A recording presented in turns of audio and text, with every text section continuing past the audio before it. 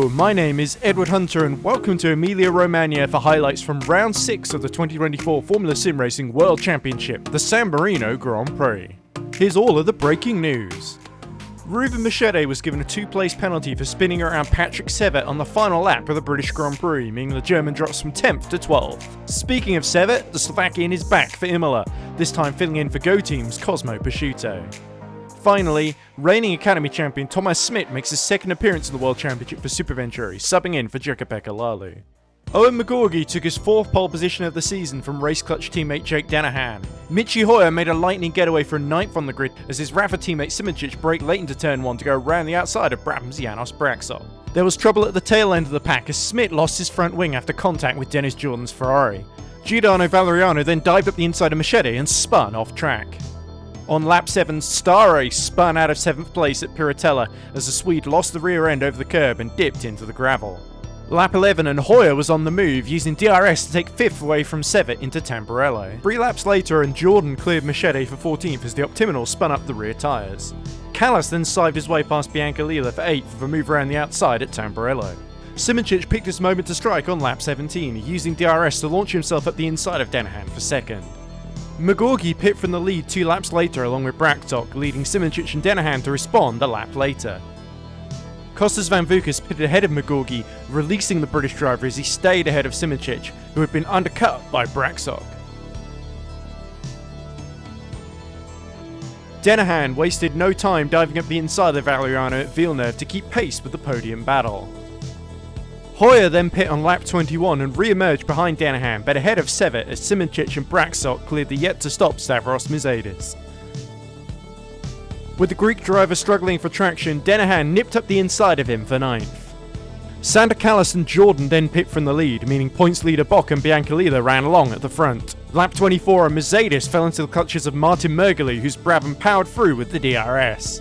Callas then boldly dived up the inside of the Netrex at Piratella, but Optiminal's Matthew Williams took the opportunity to make a 2 for the price of 1 manoeuvre up the inside of both cars, climbing up to 11th. Jordan then followed them around the outside of Mizaidis for Acca Minerale. Biancalila made his one and only pit stop on lap 27, followed a lap later by race leader Bock, which handed the lead back to McGorgy.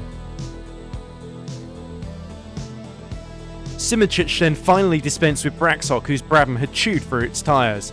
Danahan would follow through a lap later, followed closely on lap 31 by Hoyer.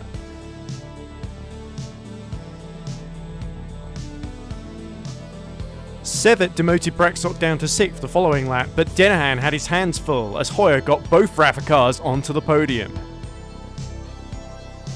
Hoyer made his final stop on lap 39, followed by Simoncic, Braxtok and Sevet at the end of the following lap, with the Hungarian narrowly avoiding the 4-time champion in the pit lane. Hoyer had an incredible outlap when he was able to undercut his way past his teammate.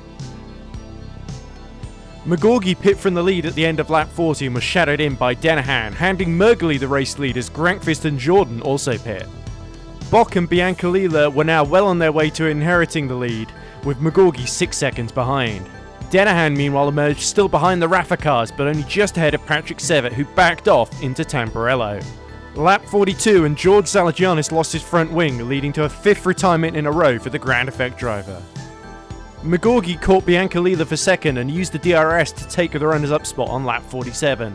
1 down, just 1 championship leader to go, and the Englishman duly followed up with another DRS pass the following lap to retake the lead. 9 laps to go, Biancalila started to panic as the 2 stoppers closed in, and Bock narrowly survived the DRS attack from the VEM into Tamburello. With 8 laps to go, Hoyer used his battery to try and go around the outside of Biancalila through Tamburello. The pair went side by side, but the Italian dived late on the brakes, forcing Hoyer to escape to the gravel. He re-emerged side by side with Danahan for 5th. Neither driver was willing to yield through Villeneuve. Hoyer kept his nose in, and it cost him dear, with another tangle in the gravel, as Sevet capitalised on the chaos to sneak past. 5 laps to go, and now it was Simoncic's turn to dance with Biancalila into Tamburello. The Slovenian risked it around the outside and was met with a squeeze from the VEM, ending in disaster as the duo locked wheels and spun into the gravel. Jordan then tried to thread the needle at exactly the wrong moment and was collected by Simoncic as the trio kissed goodbye to their front wings in a triple collision.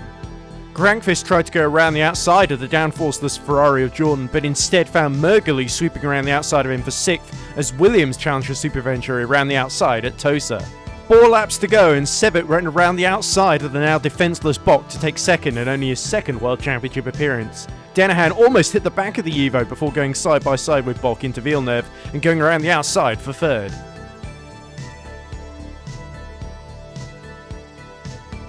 Hoyer, on his recovery, used the DRS to pass Callas for 9th.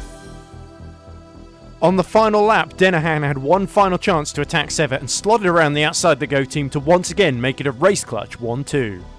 Braxok did the same to Bok to snatch 4th away from the points leader.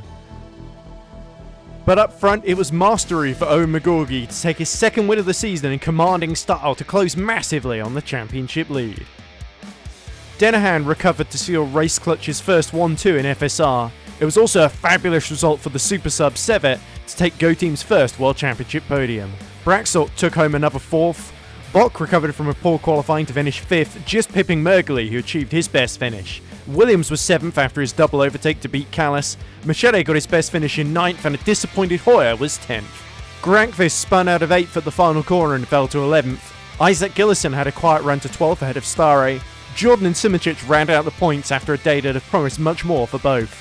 Valeriano Muzedes rounded out the finishes. Van Vukas and Zalagianis both retired before the end, but were classified ahead of Biancalila, who was given a 4-place penalty for his incidents with the Rafa cars. Finally, Smit and Pushke retired early on. The Drivers' Championship has closed up significantly, with McGorgy's win putting him just 6 points behind Bok in the Tyler race with 4 rounds remaining. Danahan is just 24 points away from the lead despite missing a race. Braxok is the big mover, climbing up to 4th ahead of the non-scoring Biancalila. Grankvist is now a point ahead of the luckless Simincic, and Hoyer is a point ahead of Jordan, as Callas holds on to 10th. In the teams table, Race Clutch's lead balloons out to 86 points over Evolution. Rafa are still in 3rd, just 8 points behind. Brabham leap up from 7th to 4th, 3 points ahead of Ferrari. VEM dropped to 6th, 8 points ahead of Super Venturi. Optiminor now lead the battle for 8th by 5 points over Go Team, who are 5 points ahead of Grand Effect.